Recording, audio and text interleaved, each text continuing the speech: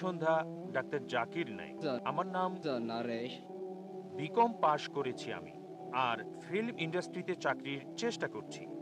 আর আমার প্রথম প্রশ্ন হলো মানব বিবর্তন নিয়ে।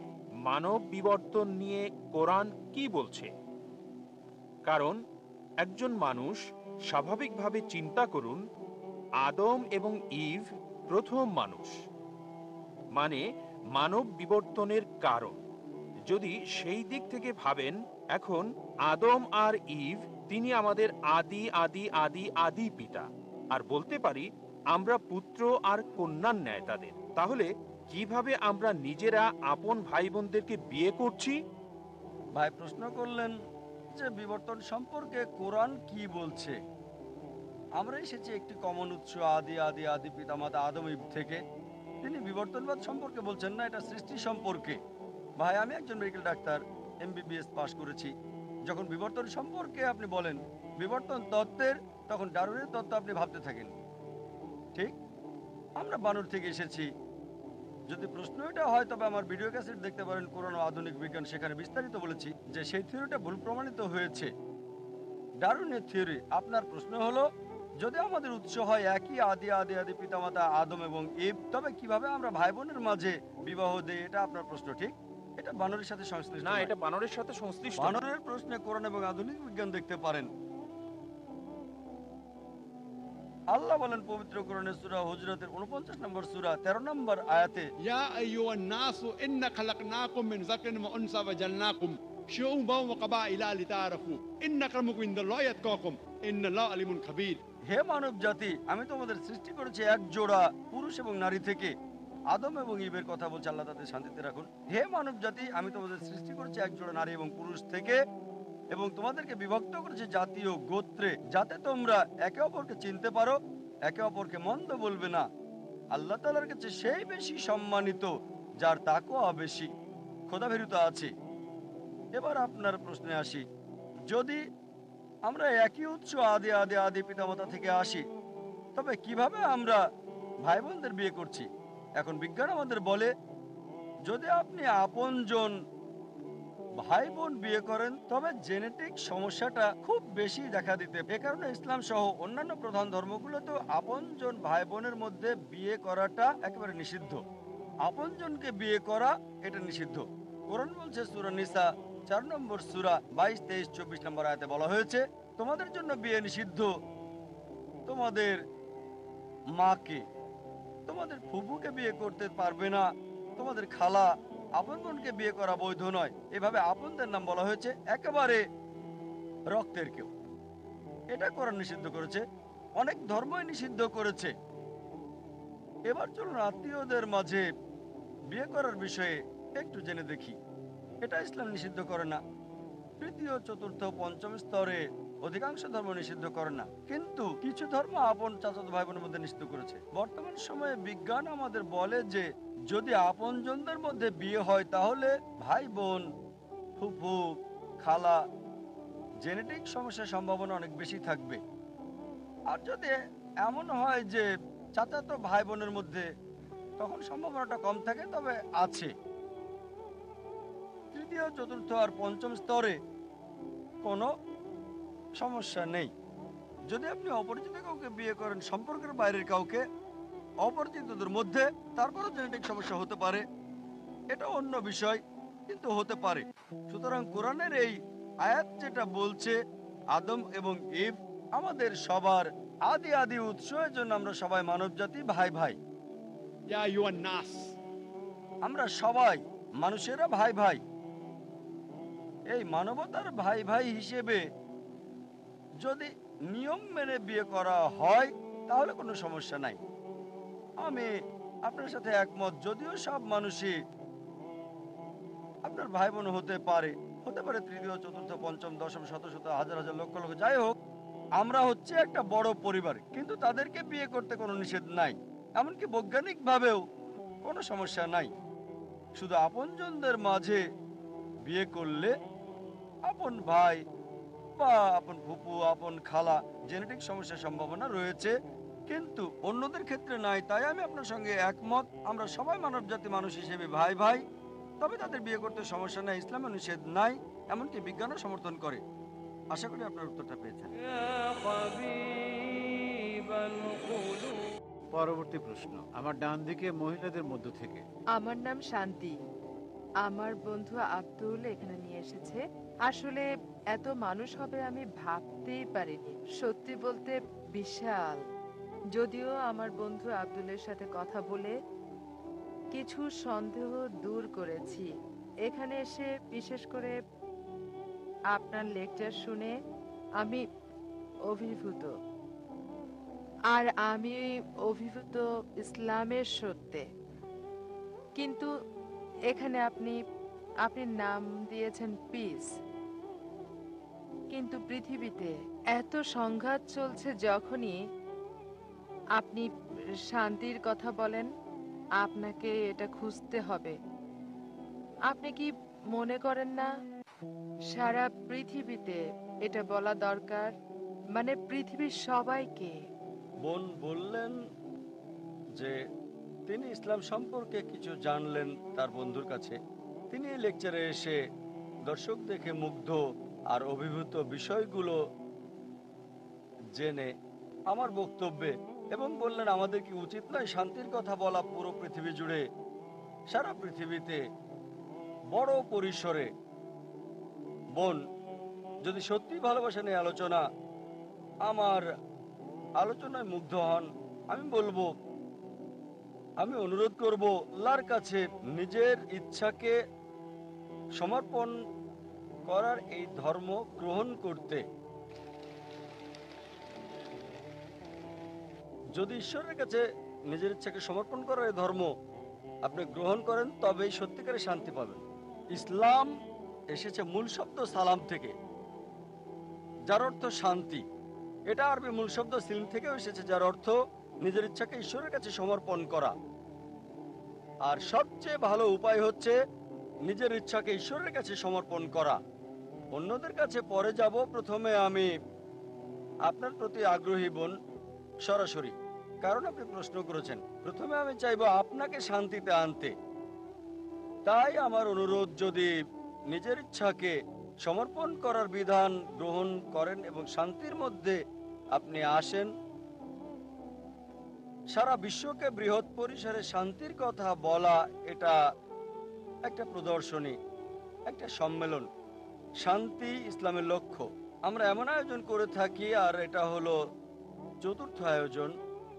এমন আরেকটা বোম্বেতে 2 মাস আগে হয়েছিল, 23শে নভেম্বর থেকে 2রা ডিসেম্বর পর্যন্ত বোম্বেতে।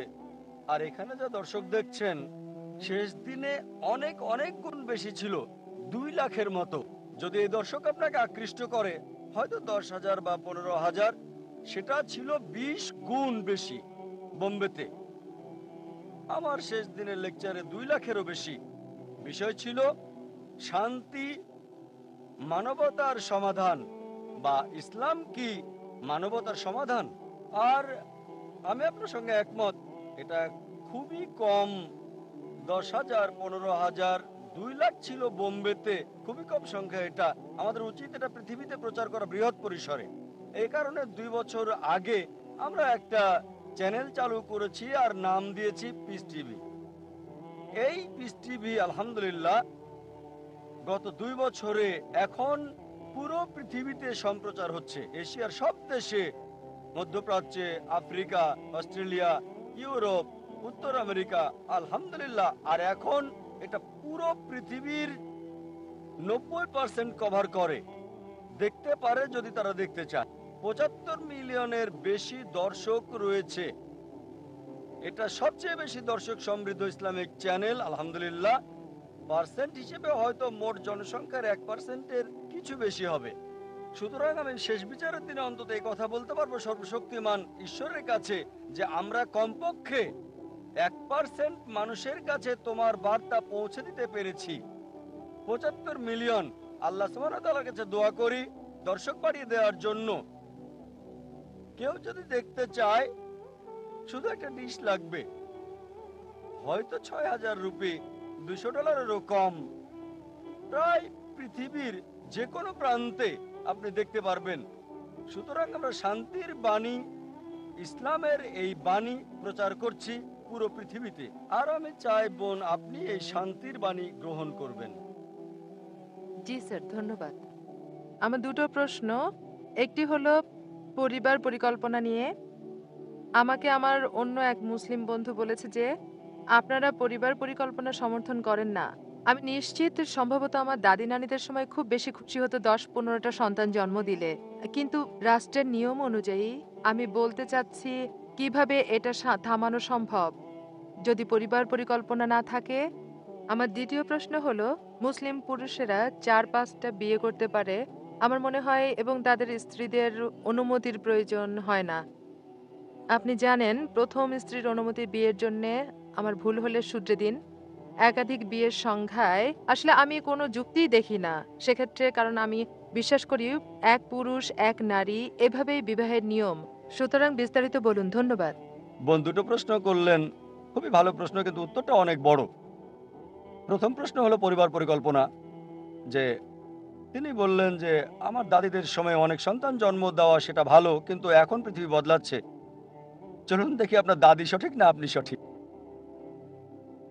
এবার ইসলাম পরিবার পরিকল্পনা বিষয়ে যা বলে, আর এটা একটা বড় বিষয়, সর্বসম্মতিক্রমে বিষয় হলো এই স্থায়ী জন্ম নিয়ন্ত্রণ পদ্ধতির ব্যাপারে সব ইসলামিক বিশেষজ্ঞই একমত যে এটা হারাম। টিবেক্টমি, ভেসেক্টমি এগুলো নিষিদ্ধ, আর গর্ভপাতও নিষিদ্ধ যদি এটা মায়ের জীবন রক্ষার ক্ষেত্রে না হয়ে থাকে।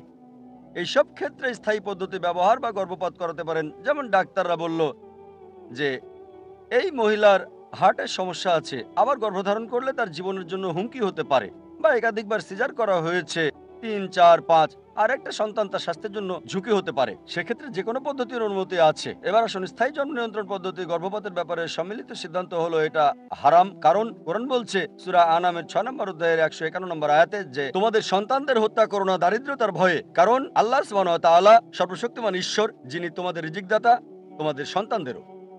একই কথা আছে সূরা ইসরা অধ্যায় 17 আয়াত 31, তোমাদের সন্তানদের হত্যা করো না দারিদ্রতার ভয়ে, এটা আল্লাহ সুবহানাহু ওয়া তাআলা সর্বশক্তিমান ঈশ্বর, যিনি তোমাদের রিজিকের ব্যবস্থা করেন এবং তাদেরও।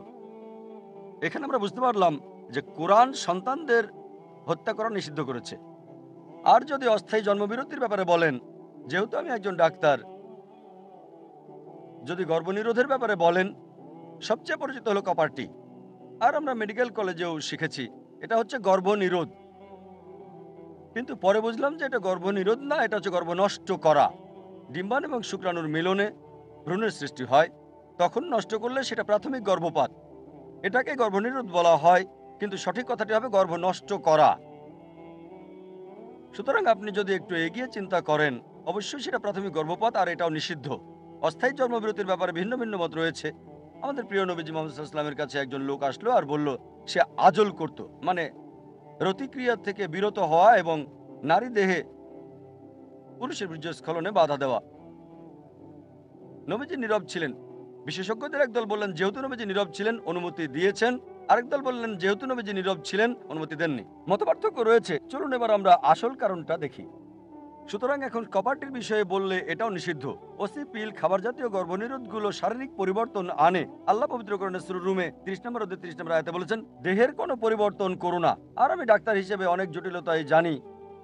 আসুন এবার মূল প্রশ্নে, কেন একজন পরিবার পরিকল্পনা গ্রহণ করবে, এটা মূল প্রশ্ন। চলুন কারণগুলো দেখি। জানেন যে আমরা ডাক্তাররা চিকিৎসাকে অগ্রাধিকার দেই। উপসর্গ দেখে চিকিৎসা হচ্ছে জীবাণু মেরে ফেলা, একটা হলো উপসর্গ সম্বন্ধীয়, অন্যটা হলো কারণটা জানা এবং সেটাকে শেষ করা। ব্যাপকার্থে প্রধানত দুটো কারণ হতে পারে কেন একজন পরিবার পরিকল্পনা গ্রহণ করবে। একটা কারণ হতে পারে সে গরিব এবং দারিদ্রতার কারণে বেশি সন্তান নিচ্ছে না, ভয় পাচ্ছে। আরেকটা কারণ হতে পারে সে ধনী কিন্তু কম সন্তান নিলে সুযোগ বেশি, তাদেরকে ডাক্তার, ইঞ্জিনিয়ার ইত্যাদি বানাতে পারবে। এবার প্রথম কারণটা দেখি। যদি কেউ গরিব হয়ে থাকে, ইসলাম দারিদ্রতার সমাধান দিয়েছে। মানুষ হত্যা করো না, সমাধান হলো জাকাত। ইসলাম ধর্মের একটি স্তম্ভ হলো জাকাত। প্রত্যেক ধনী মুসলিম যার নিসাব পরিমাণের চেয়ে বেশি সম্পদ রয়েছে, 85 গ্রাম স্বর্ণের চেয়ে বেশি, তারা তাদের ওই সম্পদের 2.5% প্রতি চন্দ্র বছরে দান করে দেবে। যদি প্রত্যেক ধনী লোক জাকাত দেয়, এই পৃথিবী থেকে দারিদ্রতা দূর হয়ে যাবে, আর দেখবেন একজন মানুষও ক্ষুধায় মারা যাবে না। সুতরাং যেখানে দারিদ্রতা, সমাধান হচ্ছে জাকাত। মানুষ হত্যা করা যাবে না। দ্বিতীয় কারণ হতে পারে আমি ধনী, আমার টাকা আছে, কিন্তু আমার সন্তানকে ডাক্তার বানাতে চাই, নামকরা ইঞ্জিনিয়ার বানাতে চাই, এজন্য বিরতি দিচ্ছি। অল্প সন্তান হলে বেশি যত্ন নেওয়া যাবে। বোন, আমি আমার পিতামাতার পঞ্চম সন্তান। যদি তারা পরিবার পরিকল্পনা গ্রহণ করতো আমি এখানে আসতে পারতাম না। বোন, আপনি কি জানেন আমি একজন মেডিকেল ডাক্তার, আর বর্তমান সমাজে সবচেয়ে ভালো যে পেশা সেটা মেডিকেল ডাক্তার, ঠিক? আমি কি সমাজের জন্য আশীর্বাদ না অভিশাপ? বোন, আমি পিতামাতার পঞ্চম সন্তান। যদি আমার পিতামাতা পরিবার পরিকল্পনা গ্রহণ করত তাহলে আমি এখানে থাকতে পারতাম না। আর আমি আমার ডাক্তারি পেশা ছেড়ে দিয়েছি আরো ভালো পেশার জন্য, তা হলো সত্য প্রচার করা। আল্লাহ বলেন পবিত্র কোরআনের সূরা ফুসিলাতের 31 নম্বর আয়াতে, ومن أحسن قولا ممن دعا إلى الله وعمل صالحا وقال إنني من المسلمين। তার কথার চেয়ে আর কার কথা উত্তম যে মানুষকে ডাকে প্রভুর দিকে, মহান আল্লাহর দিকে, সৎকর্ম করে আর বলে আমি তাদেরই একজন যে নিজের ইচ্ছাকে সমর্পণ করে আল্লাহর কাছে। আমি ডাক্তার হতে চেয়েছি কারণ আমি মনে করেছি যে এটাই সেরা পেশা, এটা ভালো পেশা। আমি মন্দ বলছি না, কিন্তু আমি আরো ভালো পেশা পেয়েছি। দেহের ডাক্তার হচ্ছে, আমি আত্মার ডাক্তার হয়েছি। যদি মেডিকেল ডাক্তার হতাম তবে এখানে 10-15 হাজার মানুষ পেতাম না, ঠিক? দেহের ডাক্তারের কথা শুনতে আপনি এখানে আসতেন না, আত্মার ডাক্তারের কথা শুনতে এসেছেন। যখনই ভালো পেশা পেলাম, শরীরের ডাক্তার না হয়ে আমি হয়ে গেলাম আত্মার ডাক্তার। তাহলে কি আমি সমাজের জন্য আশীর্বাদ না অভিশাপ? অতএব এটা ভুল ধারণা। এখন যদি বিরতির কথা বলেন, তবে সর্বশক্তিমান ঈশ্বর একটা প্রাকৃতিক বিরতি দিয়েছেন, ল্যাকটেশন অ্যামেনোরিয়া, বুকের দুধ খাওয়ানো। বুকের দুধ খাওয়ানোর সময়টা স্বাভাবিক বিরতি, কিন্তু আধুনিক মহিলারা দুধ খাওয়াতে চান না কারণ দেহের সৌন্দর্য নষ্ট হয়ে যাবে। সর্বশক্তিমান ঈশ্বর ল্যাকটেশন অ্যামেনোরিয়ার ব্যবস্থা করেছেন। আর এখন মানুষের একটা ভুল ধারণা যে যদি কম সন্তান থাকে তবে ভালোভাবে শিক্ষিত করা যাবে। আপনি নোবেল পুরস্কার বিজয়ীদের ইতিহাসটা একটু ভালো করে দেখেন, তাদের কেউই একমাত্র সন্তান ছিলেন না। অনেকেই ছিলেন দ্বিতীয়, তৃতীয়, চতুর্থ, পঞ্চম সন্তান। তারা নোবেল বিজয়ী ছিলেন, মেধাবী ছিলেন। সুতরাং এটা ভুল ধারণা। আর এই কারণেই কোরআন সূরা আনাম অধ্যায় 6 আয়াত 151 এবং সূরা ইসরা অধ্যায় 17 আয়াত 31 একই কথা বলছে। প্রথম আয়াত সূরা আনাম অধ্যায় 6 আয়াত 151 বলছে, দারিদ্র্যের ভয়ে সন্তানদের হত্যা করো না, এটা আল্লাহ সুবহানাহু ওয়া তাআলা সর্বশক্তিমান ঈশ্বর, যিনি তোমাদের রিজিক দেন এবং তোমাদের সন্তানদের। এই আয়াতে বলা হয়েছে গরিব লোকদের একাধিক সন্তানের ব্যাপারে, আমি মরবো আর আমার সন্তানও মরবে। পরবর্তী আয়াত সূরা ইসরা অধ্যায় 17 আয়াত 31 বলছে উল্টো কথা, দারিদ্রতার ভয়ে সন্তানদের হত্যা করো না, এটা সর্বশক্তিমান ঈশ্বর, যিনি তোমাদের সন্তানদের খাওয়ান এবং তোমাদেরও। কেন উল্টো কথা বলছে? দ্বিতীয় আয়াতটা ধনীদের বলছে, চিন্তার কারণ নেই, একাধিক সন্তান থাকলে মরবে না, সে তার সন্তানকে নিয়ে উদ্বিগ্ন। তাই ঈশ্বর বলছেন তিনি সন্তানদের রিজিকের ব্যবস্থা করবেন এবং তোমাদেরও। বোন, এখন আমরা দেখি আমেরিকায় গেলে দেখবেন তারা জনসংখ্যাকে উৎসাহিত করে, আর শিশুদের টি শার্টে লেখা থাকে আমি আমার বাবার ট্যাক্স কমিয়ে দিচ্ছি, যত বেশি সন্তান তত কম ট্যাক্স দিতে হবে। একই রকম কানাডাতে, অস্ট্রেলিয়াতে, ইন্ডিয়াতে এর বিপরীত, আমরা দুজন, আমাদের দুজন, একটার পর এখন না, দুটোর পর কখনোই না। এটা ইন্ডিয়ান সরকারের সমস্যা। আপনি জানেন চীনে সবচেয়ে বেশি জনসংখ্যা, ভারত দ্বিতীয়। বোন, আপনি জানেন ভবিষ্যতে সুপার পাওয়ার হবে কোন দুটি দেশ? কোন দুটি দেশ? চীন এবং ভারত। কেন? জনসংখ্যার কল্যাণে। সুতরাং আপনার দাদিমাই সঠিক, যত বেশি জনসংখ্যা হবে দেশ তত বেশি উন্নতি করবে।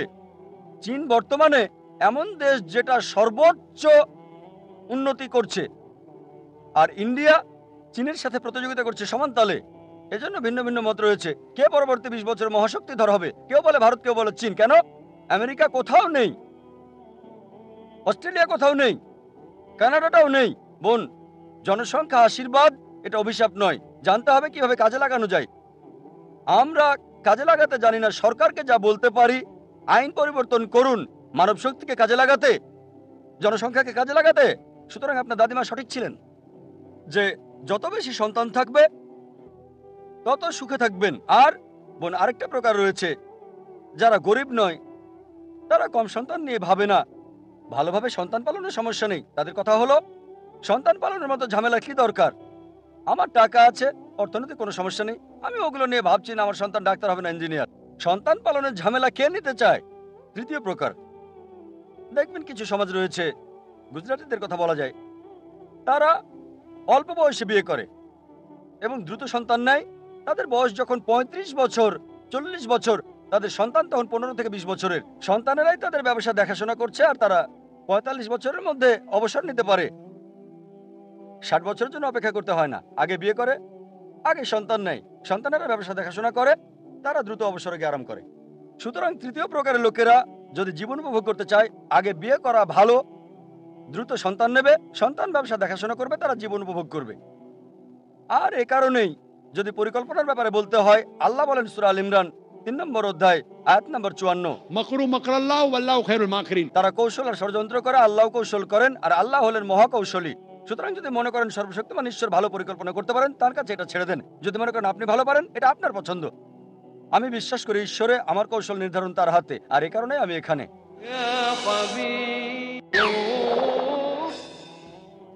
আপনার দ্বিতীয় প্রশ্নে আসি, ইসলামে পুরুষরা ৪টা ৫টা কেন বিয়ে করে? তারা প্রথম স্ত্রীর কাছে অনুমতি নেয় না কেন? পলিগামির ব্যাপারে যদি বলতে হয়, একজন পুরুষের একাধিক স্ত্রী থাকা, তবে ইসলামী হচ্ছে একমাত্র ধর্ম আর কোরআনই একমাত্র ধর্মীয় গ্রন্থ এই পৃথিবীর বুকে যেটা বলছে একটা বিয়ে করতে।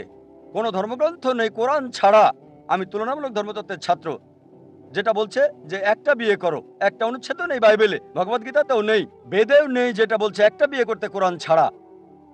যদি আপনারা হিন্দু ধর্মগ্রন্থ রামায়ণ পড়েন, শ্রীরামের পিতার কতজন স্ত্রী ছিল?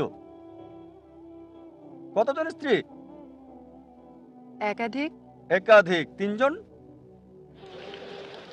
সুন্দর। শ্রীকৃষ্ণ মহাভারতের মতে তার কতজন স্ত্রী ছিল? অগণিত। অগণিত নয়, আপনি আপনার গ্রন্থ ভালোভাবে জানেন না। না। ৪ জন স্ত্রী ছিল না। আমার কোনো ধারণা নেই। ৪ জন না, ১০০ জন না, ১০০০ জন না, ১৬,১০৮ জন স্ত্রী। কতজন ছিল? ১৬,১০৮ জন। তাহলে মুসলিমরা কেন 4টা করতে পারবো না? সমস্যা কোথায়? শ্রীকৃষ্ণের যেখানে স্ত্রী ছিল ১৬,১০৮ জন, আমাদের 4 জন হলে সমস্যা কি? এরপর যদি আপনি বিষ্ণু পুরাণা অধ্যায় ২৪ অনুচ্ছেদ ১ পড়েন, বলছে একজন ব্রাহ্মণ 4 জন স্ত্রী থাকতে পারে। যদি ইহুদিদের গ্রন্থ পড়েন, এতে অনুমতি আছে যত ইচ্ছা তত বিয়ে করার। যদি খ্রিস্টানদের বাইবেল পড়েন, এতে অনুমতি আছে যত ইচ্ছা তত বিয়ে করার জন্য। যদি বাইবেল পড়েন, আব্রাহামের 3 জন স্ত্রী ছিল। সলোমনের কতজন স্ত্রী ছিল? তার 700 স্ত্রী ছিল। পরবর্তীতে চার্চ নিষেধাজ্ঞা জারি করলো যে খ্রিস্টান একটা বিয়ে করবে, বাইবেল মানা করেনি। আর ইহুদি সম্প্রদায় একাধিক বিয়ে করত। এটা ছিল 1950 সালে, যখন চিফ রাবি সাইনড পাস করে যে ইহুদিরা একটা বিয়ে করবে। সুতরাং নিষেধ করেছে রাবি, ইহুদি গ্রন্থ না। আর হিন্দু ধর্মগ্রন্থ মতে যত ইচ্ছা বিয়ে করতে পারেন। ইন্ডিয়ান সরকার 1954 সালে একটা আইন পাশ করে যার নাম হিন্দু বিশেষ বিবাহ আইন। হিন্দু বিশেষ বিবাহ আইন বলছে হিন্দুর একটা বিয়ে করতে হবে। এটা ধর্মগ্রন্থ নয়, ভগবদ্গীতা নয়, রামায়ণ নয়, মহাভারত নয়, বেদ নয়, এটা হচ্ছে ইন্ডিয়ান পেনাল কোড। ইন্ডিয়ান সরকার একটা আইন পাশ করেছে 1954 সালে যে হিন্দুদের একটা বিয়ে করতে হবে। কিন্তু ইসলামে নারীর অবস্থান নাম জরিপের হিসেব অনুযায়ী যদি সরকারি পৃষ্ঠা 66-67 পড়েন, বলা হয়েছে মুসলিমরা বহুবিবাহ করে ভারতে কত পার্সেন্ট জানেন? 4.3%। কত? ভারতে 4.3% মুসলিম পুরুষ বহুবিবাহ করে। আর 1951 থেকে 1961 সালের পরিসংখ্যান মতে হিন্দু কত পার্সেন্ট? 5.06, 0.7% বেশি ভারতীয় মুসলিমদের চেয়ে।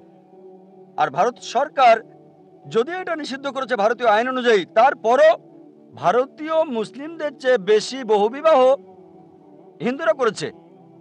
কেন? চলুন এবার দেখি কোরআন কি বলে। কোরআন বলছে সূরা নিসা অধ্যায় 4 আয়াত 3, তোমাদের পছন্দের মেয়েকে বিয়ে করো 2, 3 বা 4, কিন্তু যদি ন্যায় বিচার করতে না পারো তাহলে একটা। এই কথাটা যে একটা বিয়ে করো কেবল কোরআনে আছে, আর কোনো ধর্মগ্রন্থে নেই।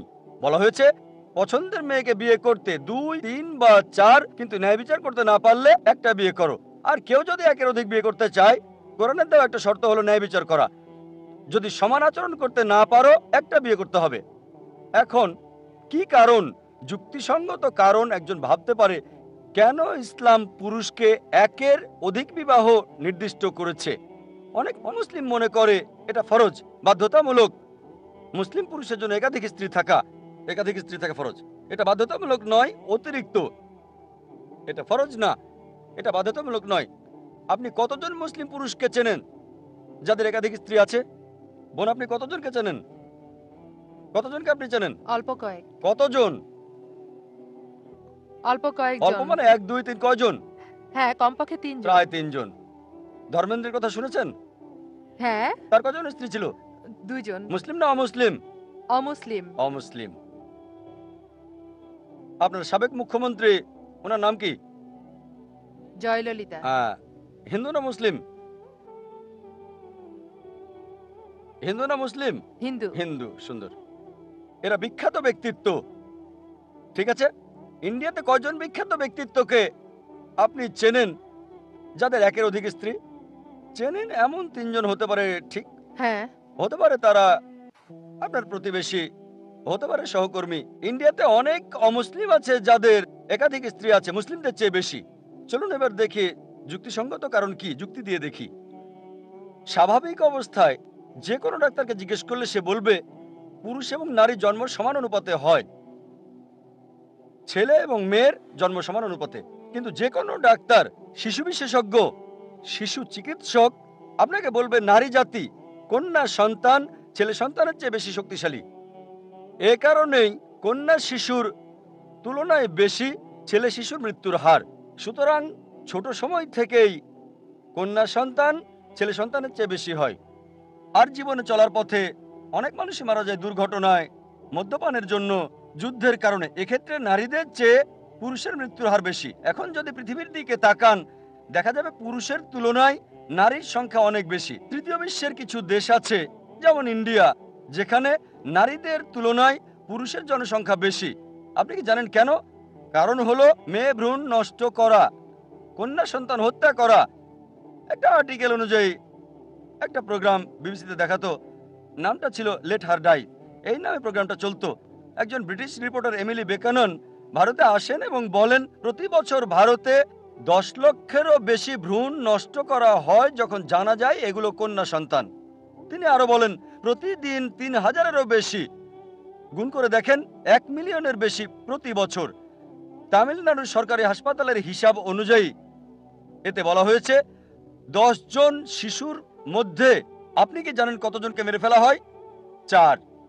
আপনি কি এটা জানতেন? তামিলনাড়ু, আপনার এলাকা, আপনার প্রিয় এলাকা, সরকারি হিসেব মতে 10 জন জীবিত কন্যা সন্তানের সরকারি হাসপাতালে 4 জনকে মেরে ফেলা হয়। বিলবোর্ড লাগানো আছে রাজস্থানে, সেখানে লেখা আছে যে 500 রুপি খরচ করুন আর বাঁচান 5 লাখ রুপি। তাহলে এর মানে কি? 500 রুপি খরচ করুন, আল্ট্রাসোনোগ্রাফি করুন, অ্যামনিওসেন্টিসি করুন, কন্যা সন্তান চিহ্নিত করুন আর গর্ভপাত করুন, আর 5 লাখ রুপি বাঁচান। 5 লাখ রুপি। হয়তো লালন পালনের খরচ হবে 2 লাখ রুপি, বাকিটা দিতে হবে যৌতুক। যদি ইন্ডিয়াতে হীনচর্চা বন্ধ করেন, এই প্রিয় দেশে কন্যা সন্তান হত্যা করা বন্ধ করেন, ভ্রূণ নষ্ট করা বন্ধ করেন, তবে ইন্ডিয়াতেও পুরুষ জাতির তুলনায় নারী জাতির সংখ্যা বেশি হবে। পৃথিবীর দিকে তাকিয়ে দেখেন, যদি শুধু নিউ ইয়র্কে দেখেন, পুরুষের তুলনায় 10 লক্ষ মহিলা বেশি। কেবল ইউএসএতে 7.8 মিলিয়ন মহিলা বেশি। ইউকেতে পুরুষের তুলনায় 4 মিলিয়ন মহিলা বেশি। জার্মানিতে পুরুষের তুলনায় 5 মিলিয়ন মহিলা বেশি। রাশিয়াতে পুরুষের চেয়ে 9 মিলিয়ন নারী বেশি। আর ঈশ্বরই জানেন সারা পৃথিবীতে কত মিলিয়ন মহিলা পুরুষের তুলনায় বেশি হবে। বোন, ধরুন আমি আপনার চিন্তার সাথে একমত হলাম, বললেন এক পুরুষ এক নারী। বোন, যদি আমি একমত হই আপনার সাথে, এক পুরুষ এক নারী, আর ধরেন আমার বোন সে আমেরিকায় থাকে, বা আপনার বোন সে আমেরিকায় থাকে, আর ধরেন সবাই পূর্ণ হয়ে গেছে, এক পুরুষ এক নারী একেবারে পূর্ণ। তারপরও 7.4 মিলিয়ন নারী যারা জীবনসঙ্গী পাবে না, একজন পুরুষ একজন নারী। তাহলে এখন বিকল্প হচ্ছে 7.8 মিলিয়ন নারীর জন্য এমন একজনকে বিয়ে করতে হবে যার আগে বিয়ে হয়েছে বা জনগণের সম্পদ হবে। হয়তো বলবেন ডক্টর জাকির নায়েক জনগণের সম্পদ, এত কঠিন কথা বললেন। বোন, এটা হচ্ছে সবচেয়ে ভালো শব্দ যেটা আমি বলতে পারি। আমি পাবলিক প্রপার্টির চেয়ে ভালো শব্দ ব্যবহার করতে পারছি না। আমেরিকার হিসাব মতে আপনি জানেন একজন পুরুষ একজন স্ত্রীর সাথে স্থায়ী হওয়ার পূর্বে গড়ে 8 জন ভিন্ন ভিন্ন সেক্স পার্টনার থাকে। এটা কি জানেন আপনি? গড়ে 8 জন। কারো একজন থাকতে পারে, কারো 10 জন থাকতে পারে, কারো 20 জন থাকতে পারে। একজনের সাথে স্থায়ী হওয়ার পূর্বে 8 জন। সুতরাং একমাত্র বিকল্প হচ্ছে যদি আমার বোন আমেরিকায় থাকে বা আপনার বোন আমেরিকায় থাকে আর তাকে এই সুযোগ দেওয়া হয়, ধরেন তখন সবাই পূর্ণ হয়ে গেছে, একজন পুরুষ একজন মেয়ে পেয়েছে নিজের জন্য। দুঃখজনকভাবে আমার বোন বা আপনার বোন তাদের একজন এমন হয়ে যায় যারা জীবনসঙ্গী পাচ্ছে না। তাদের জন্য একমাত্র পথ হয় এমন একজনকে বিয়ে করা যার স্ত্রী আছে বা জনগণের সম্পদ। যে কোনো ভদ্র মহিলা প্রথমটাই বেছে নেবেন। বোন, আপনার বোনের জন্য কোনটা চাইবেন? এমন কাউকে বিয়ে করা যার বউ আছে বা জনগণের সম্পদ? আমার বোনের এখনো বিয়ের সময় হয় নাই। যখন বড় হবে তখন যদি আমেরিকায় যায় বা আপনি আমেরিকায় যান, তার পছন্দ। আপনি কোনটা চাইবেন? একজন বড় বোন হিসেবে আপনি চাইবেন জনগণের সম্পদ হোক বা স্ত্রী আছে এমন কাউকে বিয়ে করা এবং সমান অধিকার পাওয়া। ইসলামে যদি দ্বিতীয় স্ত্রী থাকে সমান অধিকার নিশ্চিত করতে হবে। আমেরিকাতে জনগণের সম্পদের কোনো মূল্য নেই, সে অপমানিত, অসম্মানিত। ইসলামে তার সমান অধিকার রয়েছে, সম্মান রয়েছে। ছোট বোনের জন্য কোনটা চাইবেন যখন সে বড় হবে? অনেক সময় সত্য কথা বলা অনেক কঠিন, ঠিক না বোন? বিশেষ করে এমন অনুষ্ঠানে দর্শকের সামনে। আচ্ছা ঠিক আছে, আমি আপনার উত্তর পেয়ে গেছি। Thank you. আপনার নীরবতায় বলে দিচ্ছে। এই কারণেই ইসলামে পুরুষকে একাধিক বিয়ে করার অনুমতি দেয়, নারীকে রক্ষা করার জন্য, তাকে ছোট করার জন্য না। আপনার এই প্রশ্নে যে এটা কি বাধ্যতামূলক স্বামী স্ত্রীর কাছে অনুমতি নেবে? বাধ্যতামূলক না, কারণ যদি সে রক্ষা করতে চায়, যদি অন্য কোনো মহিলাকে রক্ষা করতে চায়, বোন আমি মানছি যে স্বাভাবিক অবস্থায় কোনো মহিলাই চাইবে না তার স্বামীকে অন্য কোনো মহিলার সাথে শেয়ার করতে, এটা আমরা মানি, এটা মানুষের স্বভাব। কিন্তু সেই মহিলা যদি ভালো মুসলিমা হয়, যদি ভালো মুসলিম নারী হয়, সে কি করবে? বড় ক্ষতি ঠেকাতে গিয়ে ছোট ক্ষতি মেনে নেবে। সে বলবে জানি স্বামী শেয়ার করা আমার জন্য ক্ষতি, কিন্তু আমি বরং ছোট ক্ষতি মেনে নেব আমার বোনকে জনগণের সম্পদ হওয়া থেকে রক্ষা করার জন্য। সে একজন ভালো মানুষ, সুতরাং অবশ্যই সে তার স্বামীকে অনুমতি দেবে দ্বিতীয় বিয়ে করার জন্য, যদি সে ভালো মুসলিমা হয়। অনুমতি নেওয়াটা ফরজ না, তবে নিলে ভালো। কমপক্ষে জানানোটা জরুরি, যাতে করে সে দুই স্ত্রীর সাথে ন্যায় বিচার করতে পারে। আশা করি উত্তরটা পেয়েছেন। ধন্যবাদ। আমার প্রথম প্রশ্ন, আপনি আমাকে ভাই বললেন, তাহলে ভাই এবং মুসলিম ভাইয়ের মধ্যে পার্থক্য কি?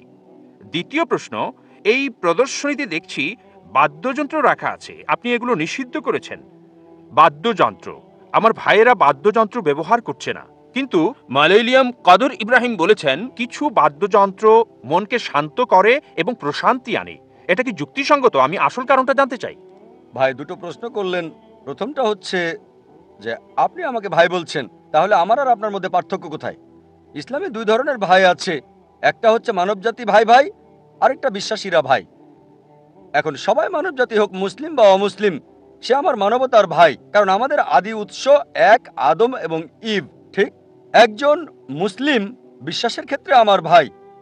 যদি আপনি ইসলাম গ্রহণ করেন, যদি গ্রহণ করেন আপনার ইচ্ছাকে ঈশ্বরের কাছে সমর্পণ করেন, মানবতার ভাই থেকে আমি আপনাকে বিশ্বাসের ভাই বলবো। যদি বলেন যে আমি আমার ইচ্ছাকে ঈশ্বরের কাছে সমর্পণ করতে চাই, আমি শান্তি পেতে চাই, এই ভাই থেকে আমি আপনাকে বিশ্বাসের ভাই বলবো। দুই ধরনের ভাই, মানবতার ভাই, ইমানের ভাই। দ্বিতীয় প্রশ্নে আসি। এখানে বাদ্যযন্ত্রের উপর একটা ক্রস দেখেছেন। কিছু কিছু বাদ্যযন্ত্র প্রশান্তি আনে, মনে নীরবতা আনে। কিছু মালয়েশিয়ানদের কথা আপনি বলেছেন, কেন এটা নিষিদ্ধ? যদি পড়েন নবীজি মুহাম্মদ সাল্লাল্লাহু আলাইহি ওয়াসাল্লামের অনেক হাদিস রয়েছে যেগুলো বাদ্যযন্ত্রকে নিষেধ করেছে।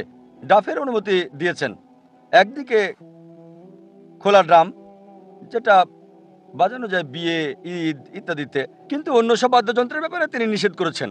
কারণ হলো যে এই বাদ্যযন্ত্র মানুষকে সর্বশক্তিমান ঈশ্বরের কাছ থেকে দূরে নিয়ে যায়। এখন আমরা দেখি যে যেমন বাদ্যযন্ত্র, গিটার জাতীয় বাঁশি, দেখবেন রক মিউজিকে মানুষ দুলতে থাকে, লোকজন মাতাল হয়ে যায়, কাপড় খুলে ফেলে নাচতে থাকে।